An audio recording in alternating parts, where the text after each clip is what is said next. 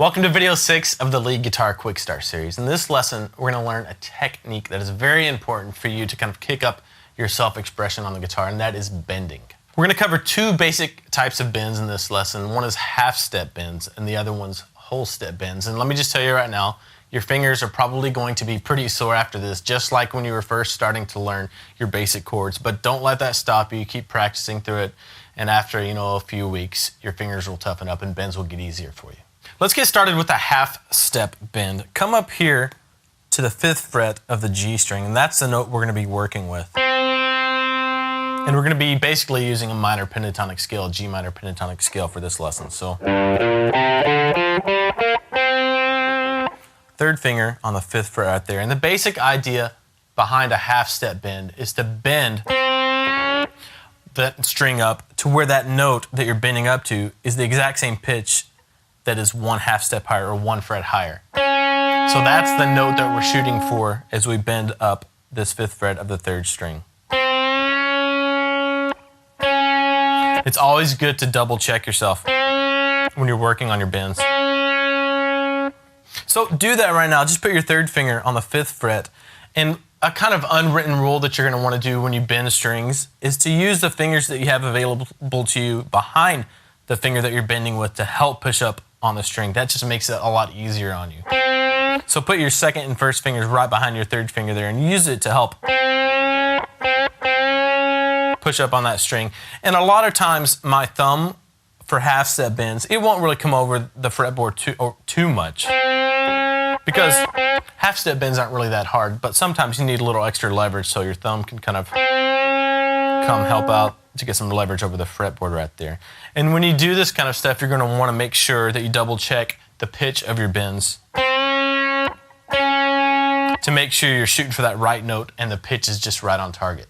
Now, as far as the physical technique for the bend, if you'll notice, I'm kind of just pivoting with my wrist there and my forearm is open. Now you can see my forearm moving, right?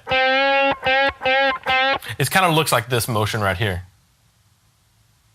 So do that over and over again until you get used to the physical action of bending and until you get really good at matching that bent 5th fret up to the same pitch as the 6th fret. So half-step bends aren't that hard on your fingers, but whole-step bends are a bit of another story. They're a little bit tougher on your fingers. So to do this, to work on our whole-step bends, let's go to the 6th fret of the B string right here with your pinky. And when you bend this note up, a whole step bend, you're going to want to be shooting for that note that's 2 frets away or a whole step away. So that's the note we're going to be shooting for, the pitch we're going to be shooting for. But our pinky's going to be back here on the 6th fret. And all the other fingers can come behind your pinky and help push up on that note, since we have to push up even more for this whole step bend. So do that and push it up just over and over. And double check yourself.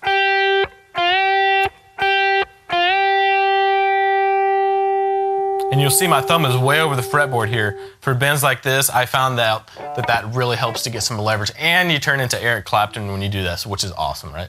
So this may be a little bit more difficult for you at first if your fingers aren't strong enough or quite used to bending, but over time, you'll get better at that. So now that you have the concept of what a half-step and a whole-step bend is, let's apply them to a few little simple licks. This first lick is just using the minor pentatonic scale and a half-step bend. Basically what we're doing, we're going to go back to the 5th fret of the G string where we learned how to do a half-step bend. Put your 3rd finger on there.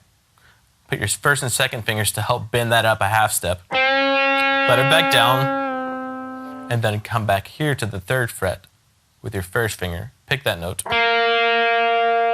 And then end the lick on this G root note right here with your 3rd finger on the D string. So that whole lick really slowly, half-step bend.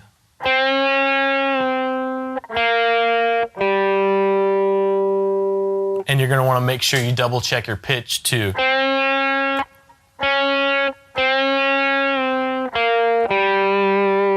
To make sure it's right on. Now for a whole step bend, let's go back to the fret where we learned our whole step bend on, the 6th fret of the B string with your pinky. Get all your fingers on there to help push up on this string for a whole step bend. Push it up, let it back down, then come back down here to the 3rd fret that B string with your index finger, and then walk down the scale the notes on the G string. So third finger, 5th fret, first finger, 3rd fret, and then end on the root note here on the 5th fret of the D string. So really slowly.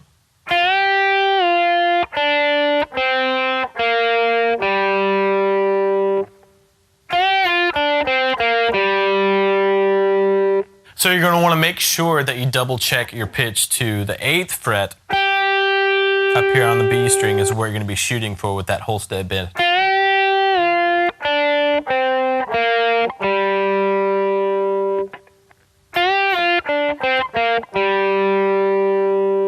So it's important that you experiment for yourself using the scales that you already know. It's also important that you bend up to notes that are actually in the scale so the notes sound good, right? So let me give you some tips for using this minor pentatonic scale as far as bending up.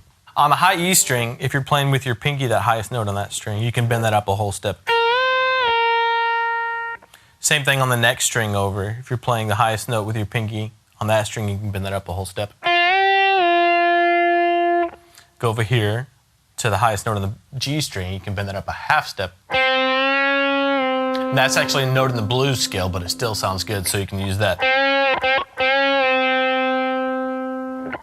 Next string over, the D string, with your 3rd finger here on the 5th fret, you can bend that note up a whole step.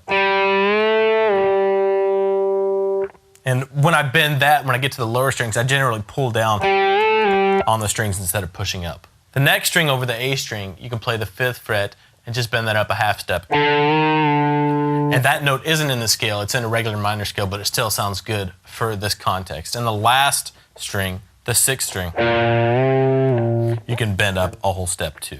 Pull up the minor jam track, the one we used when you were learning the minor pentatonic scale, and just work in your bends, experiment around with them, get your fingers in shape, and see what sounds good.